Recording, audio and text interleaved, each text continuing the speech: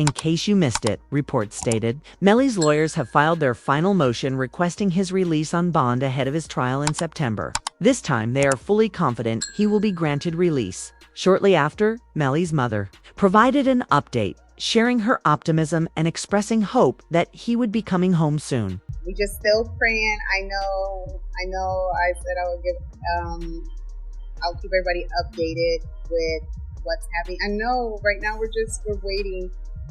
So basically the judge is going to do, I guess, a written order. So we're just waiting, and that order can come any minute, or it could come tomorrow. I don't know. So we're just waiting. We're just waiting. So everybody just keep praying, keep having faith. Tessa, I've been crying too. It's been a long time coming, you know.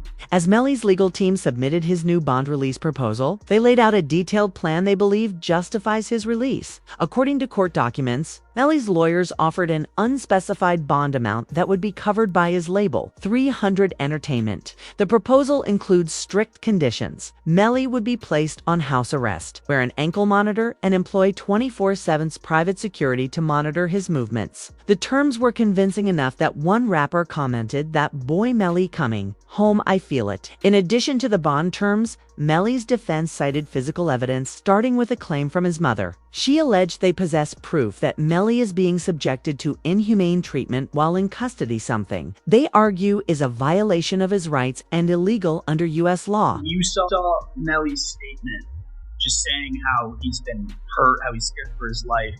As a mother, how did that make you feel? It's heartbreaking. It made me feel completely helpless.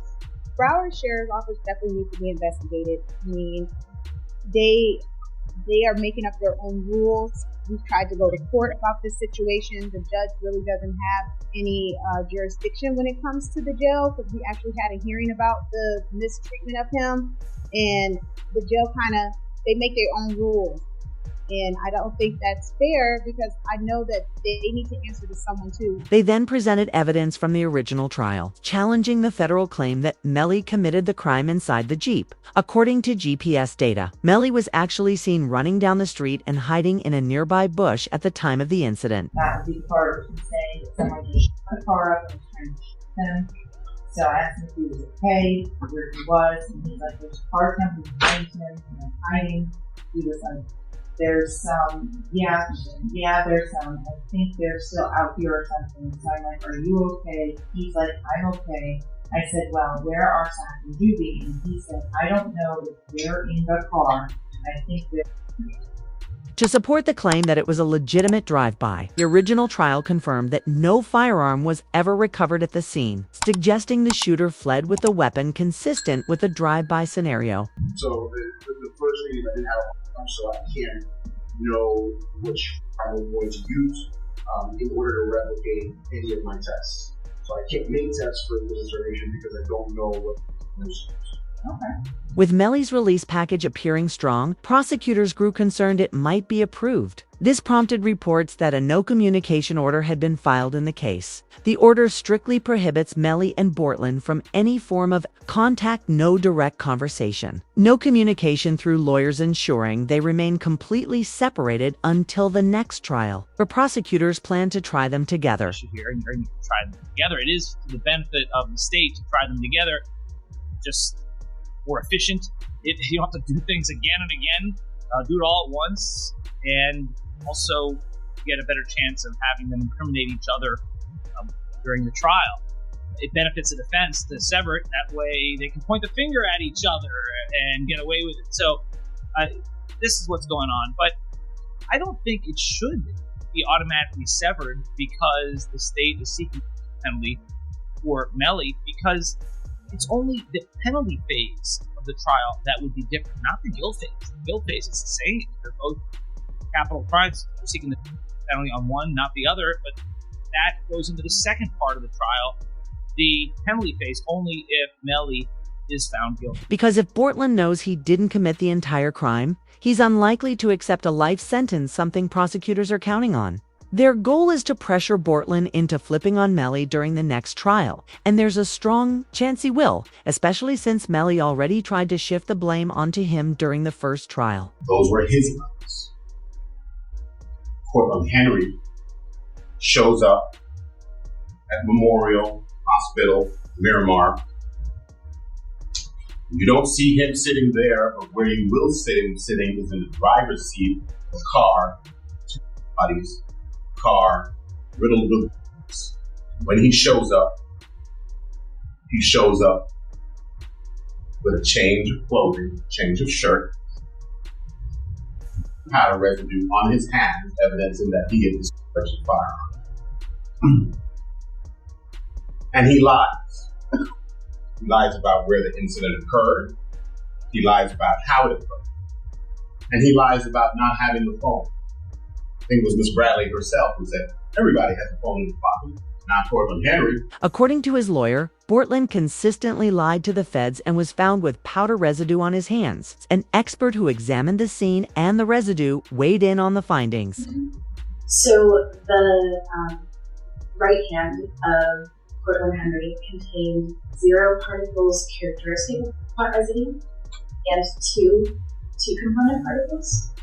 And the left hand contained 1 particle characteristic of pot residue and 1 two-component particle. And can you explain to us what that means? Basically, overall, there was pot residue present on the hands. Bortland wasn't happy about this. After Melly's first mistrial, he tweeted, "Mind games don't work on people like me." With a handshake emoji seeming to signal he was ready to make a deal. If Bortland and Melly face trial together, prosecutors plan to use Bortland's interrogation footage from the night of the crime, showing him lying to police while trying to protect Melly. Okay, tell me what happened. And I was playing music, getting off the exit. I was already getting sleepy. Almost home. You know what I'm saying? And like, it's out of nowhere, like, sure. You know what I'm saying? So then I ducked down, you know what I'm saying, in the car. Actually, I almost cried. really back up a few minutes. Where were you coming from? Fort Lauderdale studio. Which way did you take? To I-75, 595 to 75. Then you took 75 south? Although Bortland keeps trying to make his story believable, the officer quickly sees inconsistencies and catches him in a lie. Here's the hard part, what we're having a hard time to understand, is that we shut down that entire area, and we had officers shoulder to shoulder walk it out. They didn't find as much as 1 shell casing. They didn't find 1 piece of glass. Nothing. Nothing to what you said adds up. And it's hard. Bro, I'm telling you, bro, that's I mean, for whatever reason, your 2 friends, are these your good friends? yeah, that's what I'm saying. These your 2, I'm assuming close friends, No. and you're doing them an inservice by not telling us the truth. I'm telling you the truth. I don't like. What do you want? How do you make shell casings disappear? I don't know. I cannot tell you about the shell case. Things only got worse during the interrogation. I told y'all the story, and that's it. I don't even talk about it. I told y'all. I don't know. I don't know. Okay. Just so you know, right? Because you're saying, well, I don't want to talk anymore. There's going to be a lot more questions. And we're not trying to piss you off. The thing is, we don't know your friends. Yeah. So the reason we have to ask all these questions, because the more we know about your friends, your lifestyle, your friend's lifestyle, your friends, his friends, and the circumstances surrounding today, the more, the easier it's going to be for us to try and solve this. The officer presses further, trying to catch any inconsistencies. Bortland hesitates, stumbling over his answers, revealing cracks in his story as the officer remains calm but persistent, determined to get to the truth. And I'm driving, ducking for my life, trying to make sure I don't get hit. And you telling me, you telling me about, I don't know. You know what I'm saying? I'm trying to make sure I don't get hit. I'm driving. I'm trying to make sure I don't get hit. You know what I'm saying? I'm gonna be worried about it. I know it's not for you to worry about, but if you tell me it happened there, there's got to be some evidence there. There's going to be broken glass, just like there's broken glass over here when you guys open the doors and stuff like that. Okay, there's going to be broken glass over there when the windows got chipped out. There's going to be casings from the people at your car. Okay, there's going to be stuff, evidence over there. Okay, right now, there's nothing. Kind of think I know what happened because I got information. The question caught Bortland off guard, and after a pause, he nervously replied, avoiding a direct answer. The officer pressed on, making it clear that honesty was the only way forward. Hoping to break through Bortland's resistance, by just telling me the truth, even if it's something that I don't want to hear, but I respect the truth rather than BS. Okay, and it's a simple question. If you knew who did this, okay, you may or may not know. If you knew who did this, would you tell me? It's either a yes or no question. Answer.